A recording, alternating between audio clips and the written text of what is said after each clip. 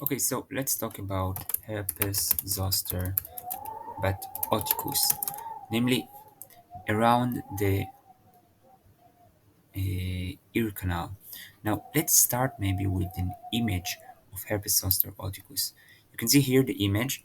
This is herpes zoster oticus. It's like shingles, herpes zoster, varicella zoster, that is around the ear, getting into the ear canal and infecting the geniculate ganglion of the facial nerve, therefore affecting the facial nerve.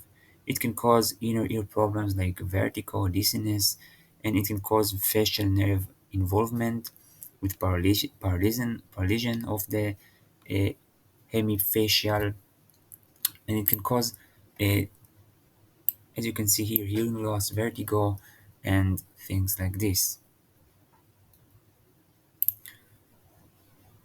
So the diagnosis mostly is clinical. Symptoms is like inner ear problems, as you saw there, like vertigo, like hearing loss, like facial nerve involvement. Now remember that the facial nerve has a motor component which is responsible for the facial expression.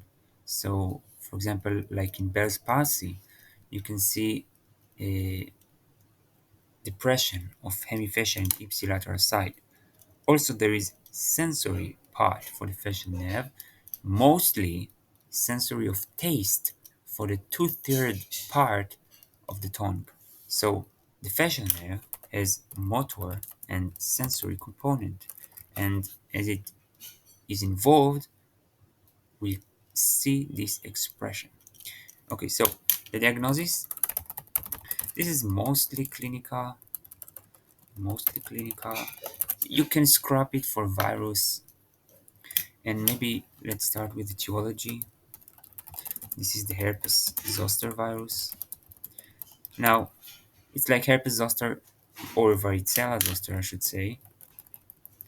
It's like zoster in every other place in the body, but here what is unique is that the virus is dormant, as herpes zoster in any other part is dormant in the dorsal root ganglion, namely in the nerve. Here it is dormant in the geniculate ganglion. This is what is unique here.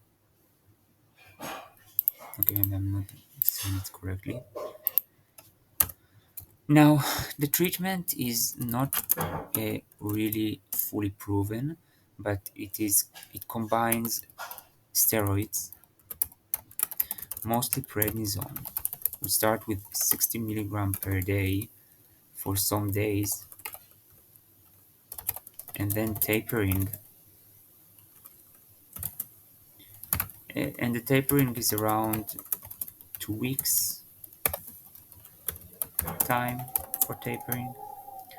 Also, antiviral medications are also used. Acyclovir, valciclovir, something for herpes. For post-herpetic neuralgia, you can use the usual medications like amitriptyline, if I am correctly saying this, amitriptyline or pregabalin, or you know, or gabapentin. The usual medication for post-herpetic neuralgia. Now, this is the treatment. This is the diagnosis, mostly clinical, but you can scrub for the virus. Sometimes scrapping for the virus.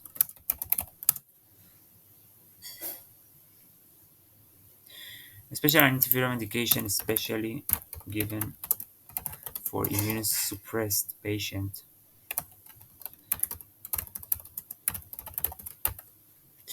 Now, when the situation is quite bad and the facial nerve also doesn't have any activity, there is decompression of the facial canal. And the facial canal is a canal in the, uh, maybe I'll show you this, canal from which the nerve can go throughout. Maybe here it is. can see here the facial canal. The nerve can go throughout here, and sometimes there is a surgical procedure called decompression of this area or the facial canal to try to salvage the nerve. It is controversial and not universally acceptable, but this is another option for a devastating disease for a severe case of herpes zoster oticus.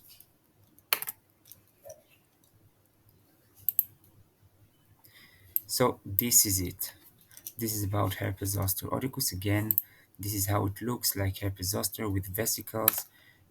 It can be around the ear. It should be around the ear. Involvement of the facial nerve. Sometimes uh, the eighth cranial nerve. Also dizziness, vertigo, hearing loss because of the involvement of this nerve in the inner ear. It can be very painful. So sometimes they need more morphine.